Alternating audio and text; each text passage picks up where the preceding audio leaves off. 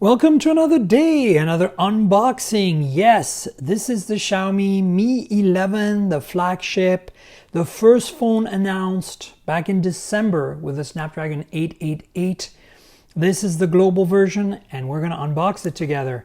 108 megapixel camera, 5G, Mi 11, Xiaomi. So here we go. Are you ready?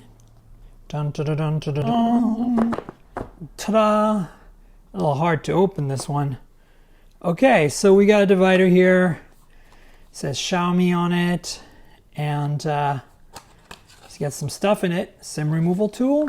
You get some documentation, and more importantly, got one of those nice soft TPU cases that a lot of Chinese phones ship with. This is very nice. So here you go. You can see what the camera pod looks like. These are nice. They're, get you started and they don't get too yellow. They're high quality. They fit well. It's nice to have those. Now there's some manuals in here, so let's have a look at that. Here is something. Let's see what that is. Headphone jack adapter. 3.5 millimeter to USB Type-C. I've never seen these packaged like this before. Here we have the manual. User's guide. Nothing too crazy. You get a bunch of languages here. I'm not going to go through all of this, but you get the feeling for this. Okay, so now let's get to the phone because that's what we all came for, right? Phone, divider, and we've got a charger here. So this is pretty amazing because this phone supports 55-watt wire charging and 50-watt wireless charging, which is crazy. It supports reverse wireless charging at 10 watt, does PD version 3, quick charge 4 plus, so it does a whole bunch of things. That's what the charger looks like. Not too big for 55 watt. It's got a nice little orange accent on the USB Type A port. So you also get a cord, of course, that goes with this. It has USB Type A on one end and Type C on the other end. As you can see here, also color matched. Now, this is probably a custom proprietary solution from Xiaomi like they've done in the past. So you have to use this cable with this charger to get the best performance. That's why it's color-coded with this nice little orange. So let's have a look at the phone because that's what we really came for, right? As you can see, this is a Quad HD panel, 120 Hertz AMOLED. So, wow. Snapdragon 888, and here's the charging. As I said, this is a 4600 milliamp hour battery. Under here we get some iMaze. Look at this camera pod. Let's open it up. Here we go. And let me see if I can get this iMaze sticker off. Here we go. So, you ready for the reveal? Ta-da! Whoa, that looks really pretty. So I don't know if you can see this on video, but it's switching colors between purple, cyan, maybe a bitter green. It's very trippy, and this is glass, so it's pretty impressive that they were able to get this crazy color scheme on glass. But anyway, that's par for the course for a flagship these days. And of course metal frame, so this is a glass sandwich. You got a slightly curved display in the front. Let's turn it on real quick and start talking about the specs. So again, the front is an AMOLED panel, 120 Hertz, Quad HD 1440p, right?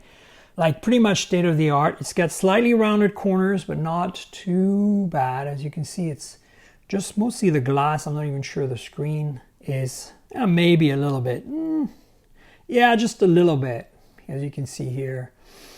And so as you see, very little bezel bottom top. You got a hole punch here for the front facing camera. This is a 20 megapixel f/2.2 camera with 0.8 micron pixels. Maybe they bin them for 5 megapixel output, not sure.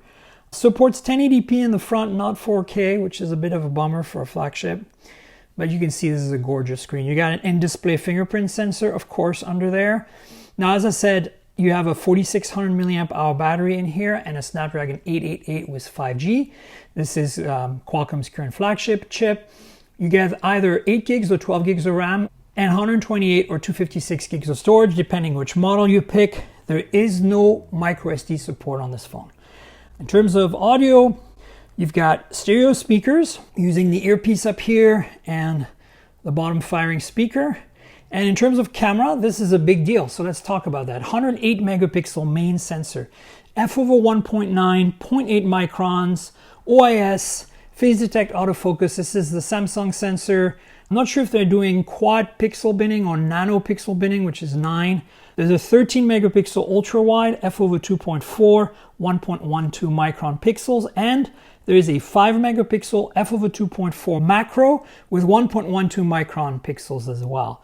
So I'm not sure, again, if the macro has autofocus. If it doesn't, it's kind of useless, but hopefully it does since this is the flagship. See the LD flash, I presume that's the macro ultra wide, and this is the main 108 megapixel sensor. So pretty feature-packed camera system. Based on my experience with Xiaomi phones in the past, I expect some pretty solid imaging performance. And let's do a walk around real quick. So you've got volume rocker, the power lock key, which has a nice little finish on it here on the right hand side. Antenna bands on the bottom. You got one of the speakers. I like this kind of oval shape.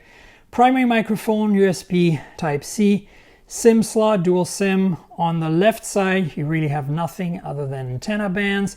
And on the top, oh, it looks like an infrared transmitter, secondary mic, and I guess the speaker, the earpiece is ported. There's a little bit of a port here for it. So it's really two side firing speakers for stereo, which is cool. Of course, no headphone jack. You expect this from a flagship these days, which is a bit of a bummer, but hey, that's it. Of course, you get NFC, all the things you'd expect from a modern flagship. And this is running MIUI 12, which is basically Android 11 based. And yeah, that's it. The nice thing about this phone is that after all these specs, after all this cool stuff with the wireless charging, the fast wire charging, it's a $749 phone. Like, that's the price in US dollars if you were to import it. It's not officially available in the US. So the question is, will it work on 5G in the US? It's a bit of a question mark, but that's really exciting to me, this pricing. For those of you who live abroad, that's a pretty competitive price point. Of course, in Asia, that's normal, but in Europe, say, I still think $749 US dollars for this level of spec is pretty great. I would have loved to see a telephoto instead of that macro in the back. That's my only beef. Although telephotos seem to be really in dire straits these days. Very few of them out there anymore. You really have to get into the $1,000 price point to get them. So that's it, folks. This is the Mi 11, Xiaomi's flagship. So I'm super excited about playing with this for a while.